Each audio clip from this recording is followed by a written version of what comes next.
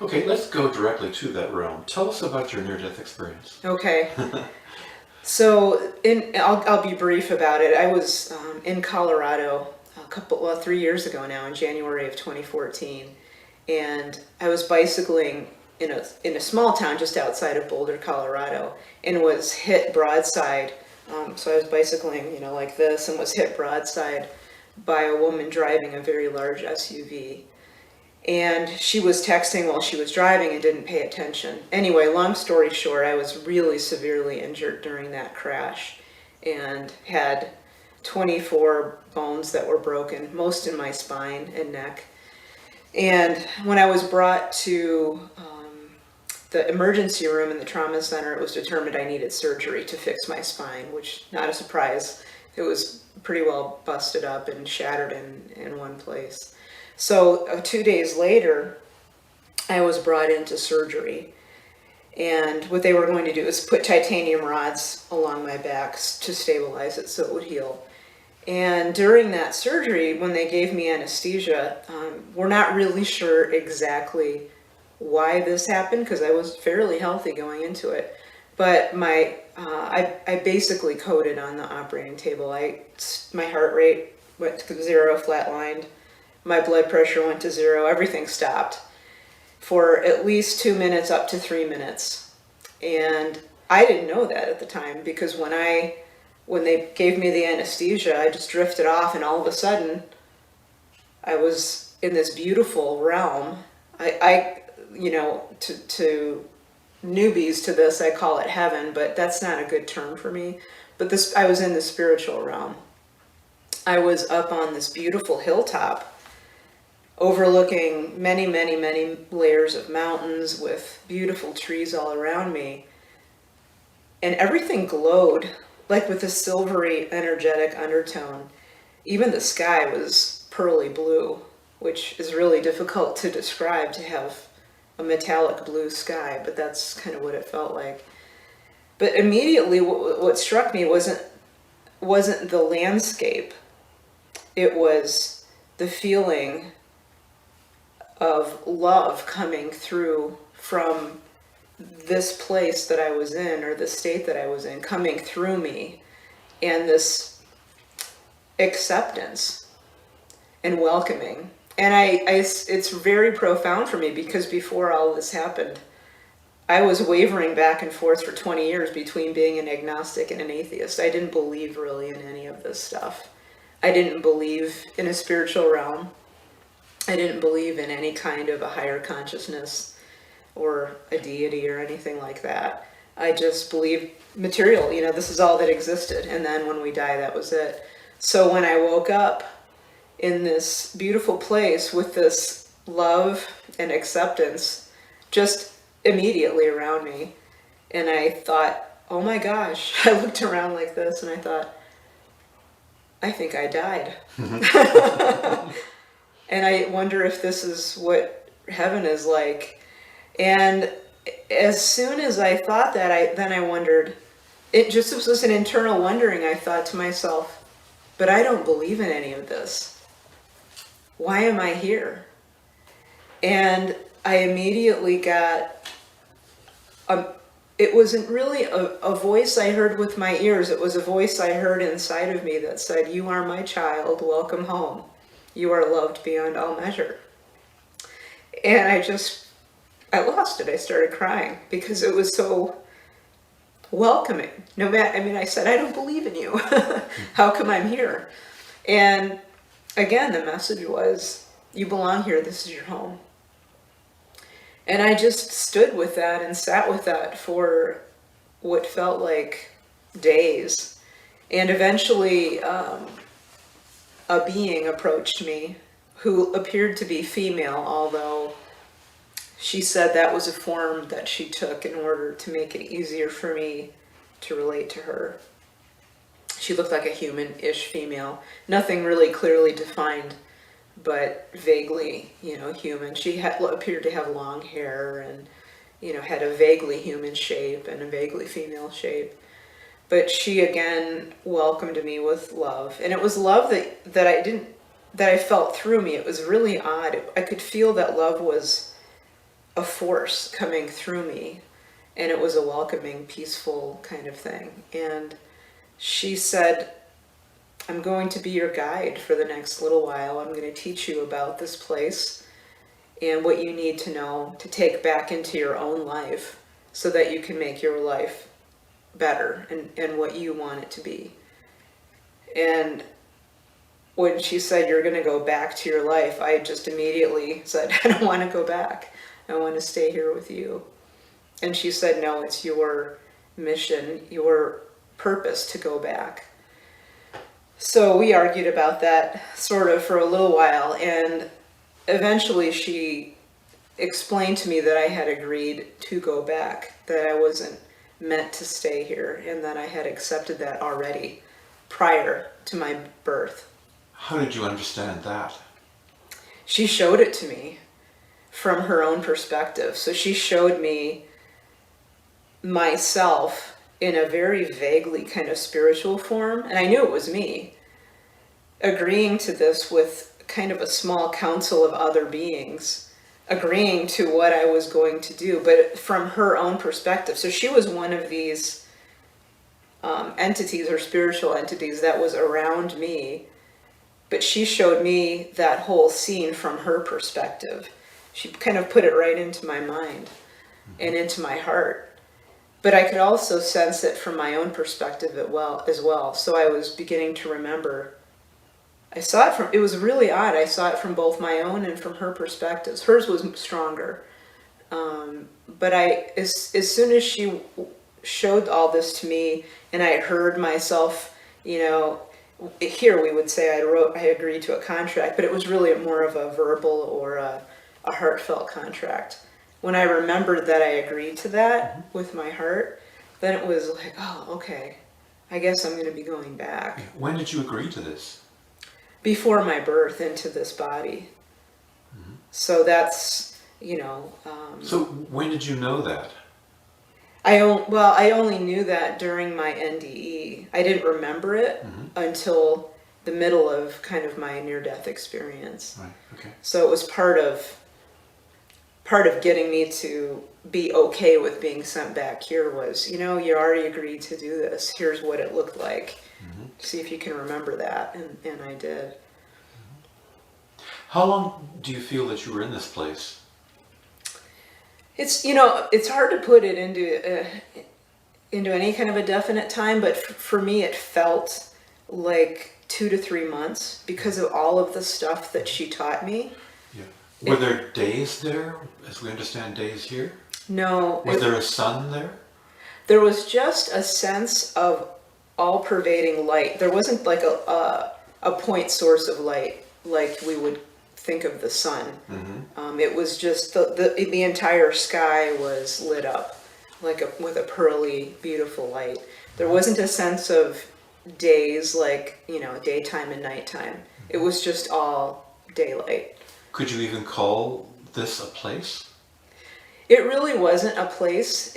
I call it a realm because I quickly understood, and she explained to me that the trappings that I saw around me, the plants or the mountains or, the trees, the landscape was really not real because I was in an in-between place. I wasn't quite fully in the spiritual realm, and I obviously wasn't in physical.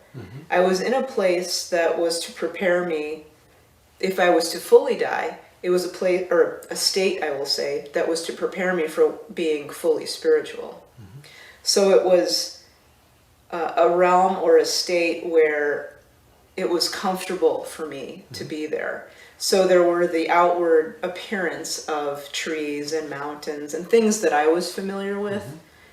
But at the same time, they weren't quite, what we would see here. So a tree might have blue leaves with pulses of energy underneath that blue surface. So it sort of looked like here, but with layers of energy kind of underneath the surface of things. Did you understand what you had to do in order to be prepared to go to the other place? We didn't even discuss going further fully into spiritual because I already knew and she knew that I wasn't going there. But I'm sorry. There's nothing funny about that, but okay. yeah, no, but eventually she mentioned that this place or this state that I was in, for most people when they fully die, they go into this state, in this in-between state, to let go of their attachment to their human form and to let go of their attachment to anything that happened here, and to have their life review, because this was the state where people have their life review. And then once they let go of those attachments, then they can move on. But I don't fully know what that part of it looked like, what the letting go of those attachments might look like. Yeah. You were an atheist before this experience, or wavering between atheism and agnosticism. You must have had a particular image of God that you didn't believe in. Right. What was that? Yeah, I was raised in the Roman Catholic faith, and yeah. So the God that I was raised supposedly to believe was of a very Caucasian man with a big white beard sitting on a cloud. And even from the time I was a little child, I took exception to that, because even as a little kid, I didn't really fully believe that a divine being would be necessarily a guy who looked white with a white beard. It just seemed weird to me. How has your idea of God changed since this experience? So, if I can use the word God. Yeah, and well, that's a good point, because I go back and forth. People are very comfortable with that word God. When I refer to this divine consciousness or divine presence myself, I refer to it typically as a divine presence or divine spirit. But to me, it's not gender specific. It's all genders, and none at all at the same time. It's all beings and no specific being at the same time. It's more of a universal consciousness, if you will. Right. Was this? Would you say that before your experience, this divine realm or this divine spirit or entity was something that would be inconceivable to you? Completely. So, but it's clear to you now. Yeah. I don't know why that is. I mean, only because maybe I experienced it directly. Mm-hmm. Yeah, sometimes I have I've heard other near-death experiences talk about this, and what they experience in their near-death experience would have been inconceivable to them before. So, if God is inconceivable, then how can you believe in that? Do you see what I mean? How can you believe in something that you can't conceive of? I mean, if believing and not believing are on this same level, then how can you believe in a God that you can't imagine? I'm not making myself very clear, but it seems to me that in this realm, how can you believe in God if you haven't had the experience that you have had? Right. Yeah, for me now it's a knowing. But I also admit that I don't know much, really. I'm not omniscient at this point. I mean, I know what I know is that I've touched on something much grander and more profound, and I knew it in my heart that this consciousness was grander and bigger than me.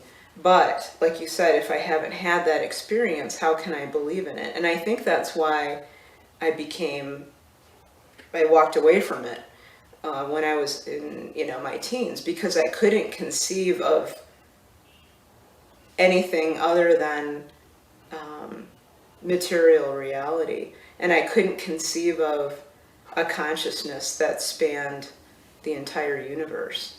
It's still really tough for me to wrap my brain around that, and I try not to wrap my brain around it because it's more of for me now, an inner knowing. But it's a difficult question to answer for somebody who hasn't had this experience. I've recently read some work by Rupert Sheldrake, who I haven't even heard of him up until maybe a few months ago. And I think he starts to kind of get at what this might be. Not necessarily one being, but really the universe itself is consciousness in and of itself. But again, I don't really know how to explain it other than the universe truly is conscious at a level that you and I as humans in this physical reality will probably have difficulty fully wrapping our brains around. And it is a mystery. You know, a lot of people want to get, you know, we want the answer because we're human. We want to know.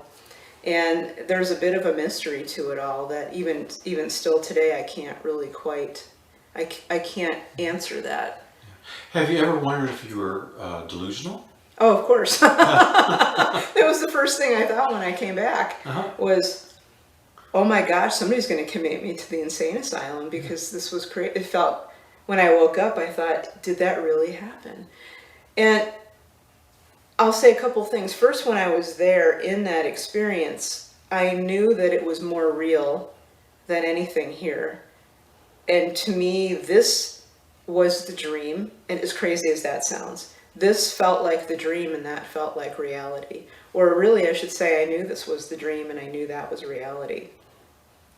But luckily for me, when I came back into my physical body, I'm kind of a black sheep anyway. So I did toy with that question for a while. Am I really crazy?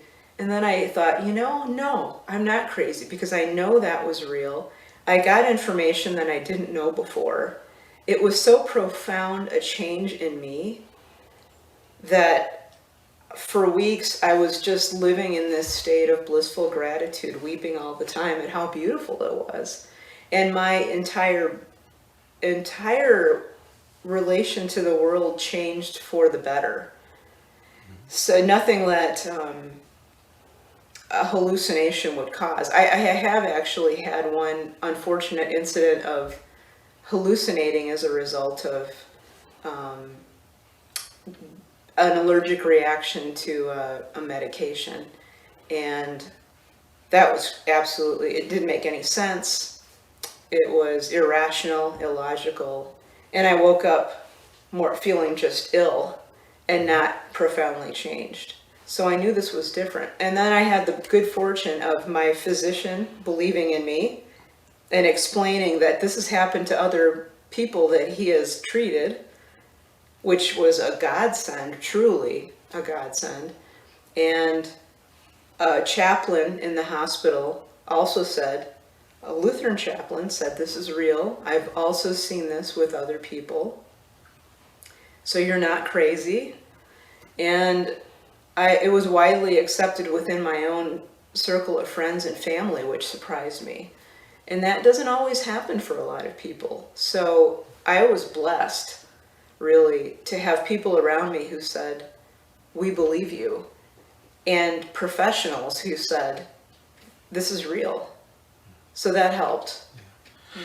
So now that you're back here in this realm, if we can put it that way, you've described this realm as being a dream. How does it feel living in a dream? At first it was difficult because I didn't know how to be back here in the physical and deal with a lot of the craziness that goes on as a part of this human existence. Because we all have, we have this human ego that we deal with, and the human culture that we have isn't necessarily blissful and spiritual and loving all the time. So that was difficult at first, to learn how to be here, but not be consumed by that. And eventually what I realized I needed to do, and it took a while for me to get there, is all of this information that I was given during my NDE, I realized, that was meant for me to come back and live this dream in a very healthy way. My guide gave me all this information, and if I didn't put it into practice, I'd be miserable. So it was things like while you're here in this physical state, learn how to love other people and just give love out. Learn how to really be grateful in each moment for what you have, and just focus on what you've got right now. Not what you maybe want in the future, but just focus on making your life better. Focus on the gratitude now. And basically just do the things that she taught me how to do, and practice the things she taught me to practice in order to really just live this dream the best that I can. Nancy, what was the most unexpected thing you learned about yourself when you were on the other side? That I am worthy of my own love. Oh. Because, before, I would say I'm not unusual in that before my NDE, I really didn't like myself very much. And some points in my life really kind of hated myself. I didn't have much self-love. And I think, well, obviously I was an atheist, so I didn't really believe in the own divine center inside of me, that connection to the divine presence. So I think that whole chunk where I learned that I truly was in connection with the divine presence, that I was worthy of my own love, was the biggest shocker to me. Like, really, I'm a part of this? I'm not separate from this. This isn't another entity out there. I'm connected to this spiritual source. That's beautiful, and that's part of me. That was amazing to me. Would you have called yourself a very independent person before this experience? Exceedingly independent. Yeah. To the point of ridiculousness. In what way? I shunned help. I kind of used my independence as a block to keep people away. So if somebody would offer to help me, I would always politely refuse. I always wanted to do things on my own. And what I didn't realize back then was that was an awfully good way to build up a wall between me and everybody else. Because people in this society, good people, want to be helpful to other people. But me refusing that put up a gentle barrier between me and everybody else. And it was also a way of making what was already a dream even more dreamlike or unreal. Right. Yeah. So what words of advice would you give to the person that you were before you had this experience? What one word of advice would you give to yourself? Can I make it 2 words? Sure. Make it as many as you like. Paragraphs even. Love more. Accept love. So give it out, accept it in, and live in gratitude as much as possible. And you can do that without necessarily, believing in a consciousness or a divine consciousness greater than your own. But just, love, be compassionate, and be grateful for what you have in the moment. Nancy, you've written a book, Awakenings from the Light, 12 Lessons Learned from an NDE, Near-Death Experience. Why did you write this book? Well, initially I wrote the book for me, and I wrote it also for my family. So when I came back into my body, the first thing that I wanted to do is I wanted to take notes and write down everything that I experienced so I wouldn't forget it, because it was a lot of information. So I started writing notes, and the notes became notebooks, and I had, I think, 2 or 3, it was like two full notebooks of stuff that I wrote. And I kind of started talking about this with some friends, and some friends encouraged me to write a blog so that other people could benefit. Interestingly enough, during my NDE, my guide said, you're being given this information for yourself and for your family first, to improve your life and the lives of your family.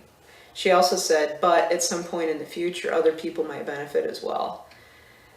So when my friends suggested a blog, I thought, well, everybody's going to think I'm nuts.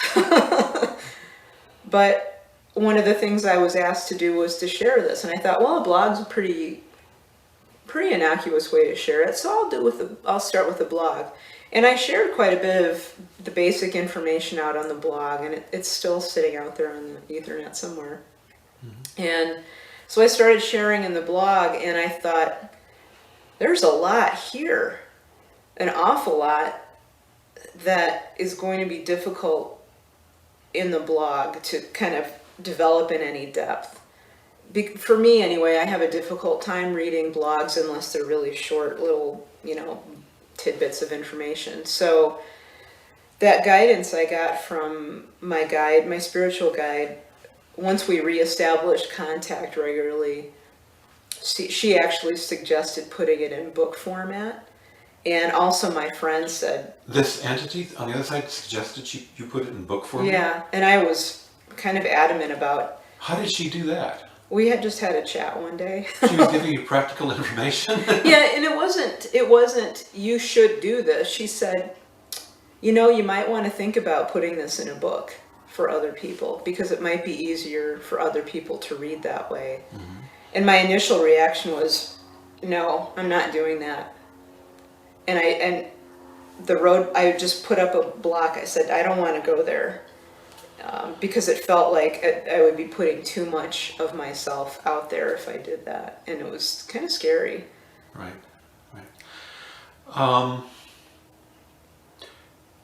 So you feel, this is the last question I have for you. You feel that the universe is conscious?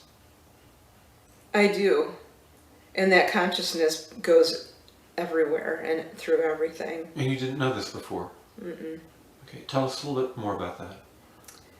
You mean the before or the now? The after. The after, yeah. So what I saw and felt and experienced was that that divine love or divine consciousness as a part of everything in both this physical realm and in that spiritual. And for me, I could see it as kind of energy tendrils. It's tough to describe. It would be like a multi-dimensional lattice work of energy going through everything. And so even in this physical realm, we actually discussed this yesterday at my workshop, even the plants would have a level of consciousness. The rocks would have a level of universal consciousness going through them.